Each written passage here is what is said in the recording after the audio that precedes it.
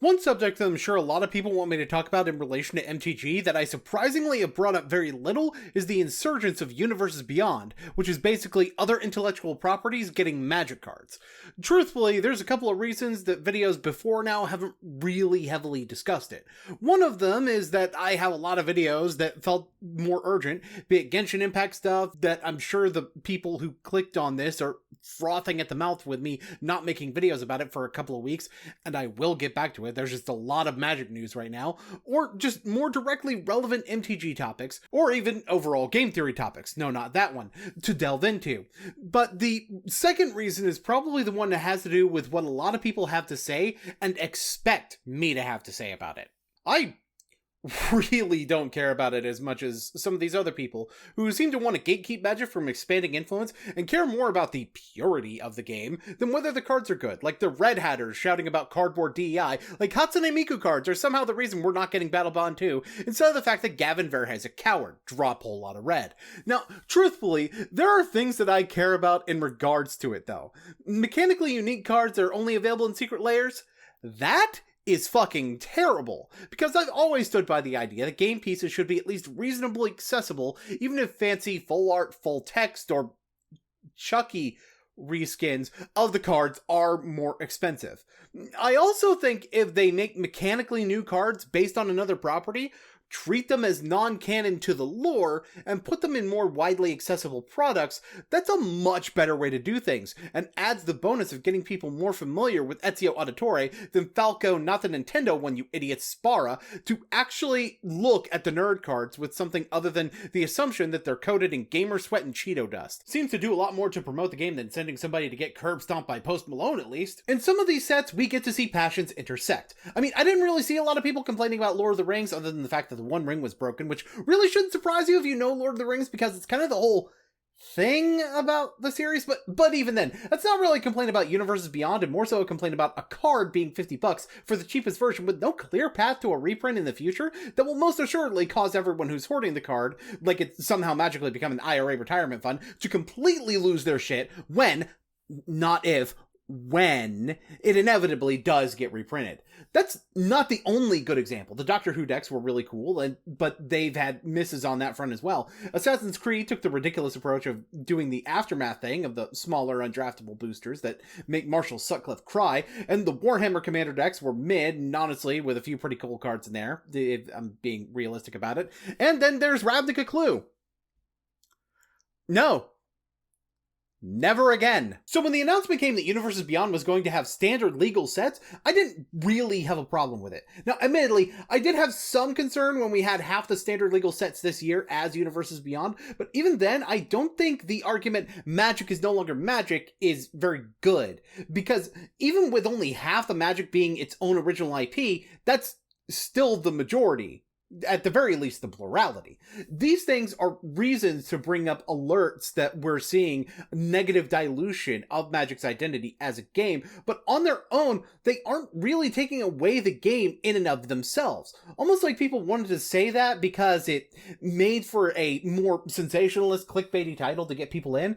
I do want to go over a few of the Universes Beyond related announcements from MagicCon Chicago, though, although with some things we already know that are Universes Beyond related, and let people know what my thoughts are in relation to how damaging or not damaging they are in relation to Magic. Let's start by exploring part of the reason that people were much more receptive to Lord of the Rings and Dungeons & Dragons, which some people don't even view as Universes Beyond, and that's how they fit into Magic already, which probably could be its own video, but I'll just summarize my thoughts here on that idea, and maybe make a video going deeper on them, depending on how controversial this statement really is.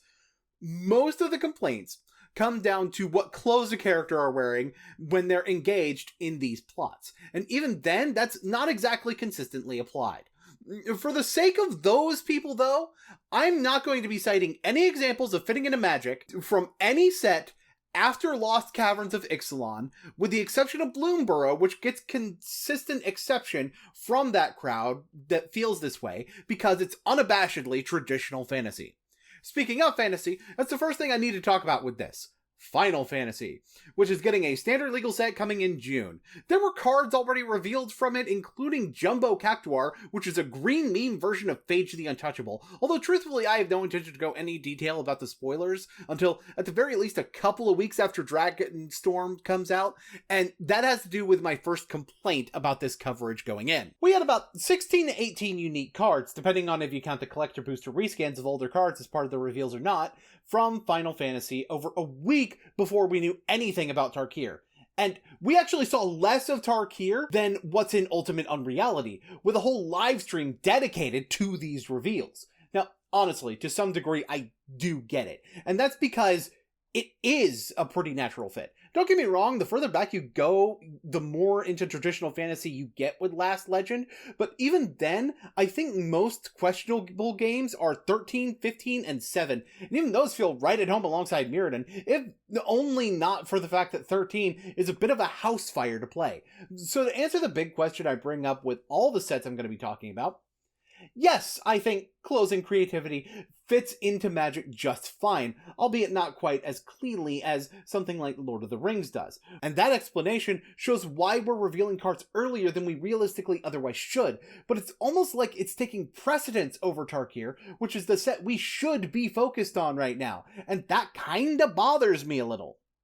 The other thing that bothers me, well, it's the price thing. If you already know the situation, you know the price thing was going to come up. So, Wizards has decided to bring something back into MTG, and that is MSRP, or Manufacturer's Suggested Retail Price. Something that actually helps stem price gouging in relation to product pricing.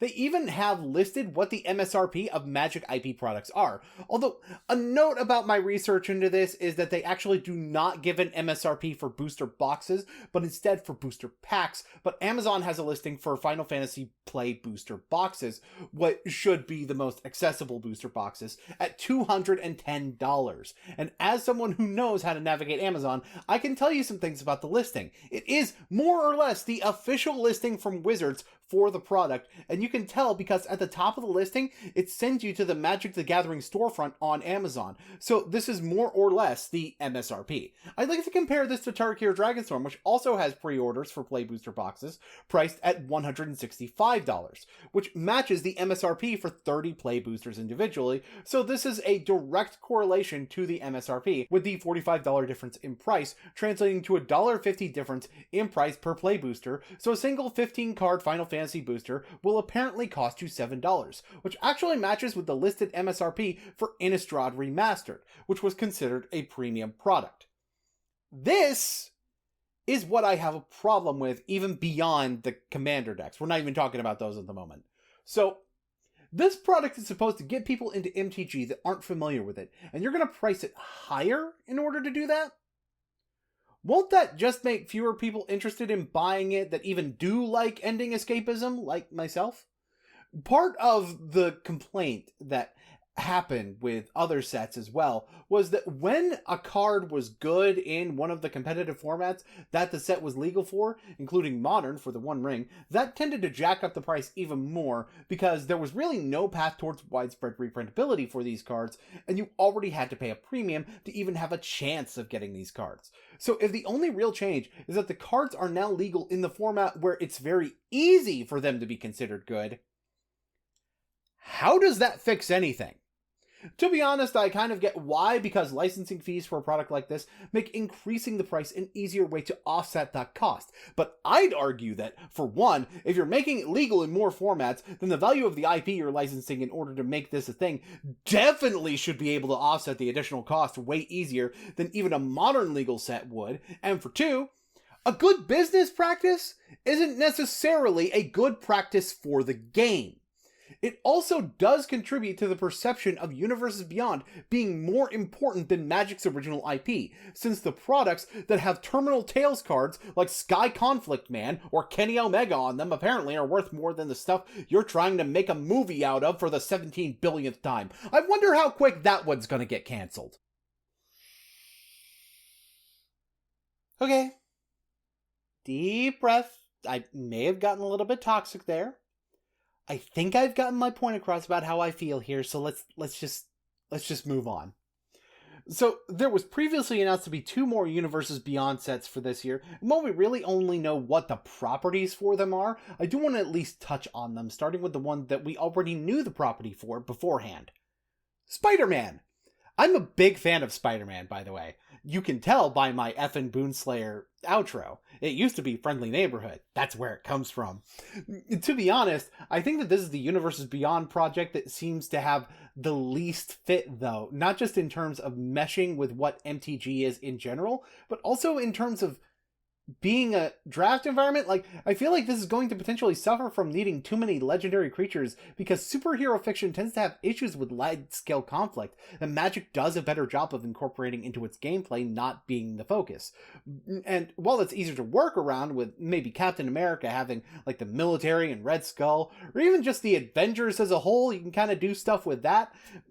Shield agents, blah blah blah, whatever. Spider-Man being more of a street hero doesn't seem to lend itself well to what kind of gameplay MTG wants. Even if you want to do like the Spider-Verse thing, that's still going to be like all legendary creatures. Now, I could very well just be wrong about this, and maybe they've come up with ideas to make it work, but on a surface level, even though I really like Spider-Man, I come in skeptical of the set as a whole from a mechanical standpoint. Now, the last one is something that was announced at MagicCon Chicago, although we already knew about the slot in the release schedule for it, and that would be Avatar: The Last Airbender. Truthfully, I think Avatar is an excellent fit, both lore and gameplay-wise, for MTG's style. The world itself feels almost like it could be a replacement for the world from Portal 3 Kingdoms if you really want to look at it that way, and the elements translating to at least 4 of the colors of Magic works really well. Although, if you do it that way, I do kind of struggle figuring out what black is in Avatar, admittedly, other than maybe reflecting the rare dark arts of bending, like blood and bone bending, but who knows. Different bending techniques could be various instants and sorceries, and if Appa isn't a mount that has the flavor text yip yip, I will commit a crime, which I will legally be able to do in Standard until fall of 2026. But anyway, what do you think? Are you excited for any of these Universes Beyond sets? How mad are you about the prices? Let me know how much Finishing Fables is going to kill Magic in the comments, and be sure to leave a like on your way out. Until next time, this is the effin' Boonslayer, from the Neighborhood Boonslayer, signing out.